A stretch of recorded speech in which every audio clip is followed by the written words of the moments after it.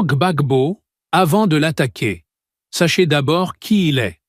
Laurent Gbagbo, 4 fois la prison en Côte d'Ivoire, 6 ans d'exil en France, 30 ans dans l'opposition, toute sa famille en prison à part sa mère et ses filles, 7 ans de cohabitation forcée avec une rébellion politico-militaire, 7 ans sans possibilité de nommer son Premier ministre et ses ministres, 7 ans avec 26 ministres de l'opposition et de la rébellion en Conseil des ministres, 8 ans de gestion d'un pays coupé en deux par une rébellion, 11 ans à encaisser injures et accusations de tout genre, 11 ans de résistance à divers coups d'État de la France, 5 mois de résistance aux assauts coordonnés de la France, des États-Unis, de la Grande-Bretagne, de la CEDEAO, 10 jours sous les bombes françaises et 100 missiles Hot, 3 jours d'humiliation au Golf Hotel aux mains de ses ennemis,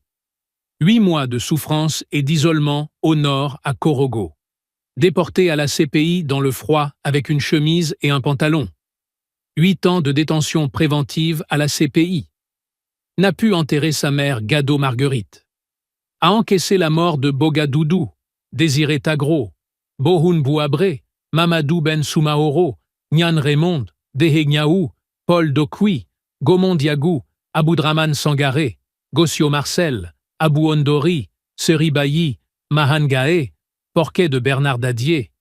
Gbagbo, c'est l'homme qui a regardé Blé Goudé dans les yeux et lui a dit « Assieds-toi, sois fort. Sangaré est mort. » Premier chef d'État, jugé par la CPI pour crimes contre l'humanité. Premier chef d'État à avoir été acquitté de toutes les charges de crimes contre l'humanité. Premier chef d'État acquitté, mais mis en liberté conditionnelle. GBAGBO. C'est l'homme qui supporte, sans parler. Malgré tout, il est, toujours, souriant et serein. Qu'on l'aime ou pas. Ce monsieur dispose d'une force mentale exceptionnellement incroyable. Continuez de nous suivre sur jmtvplus.com.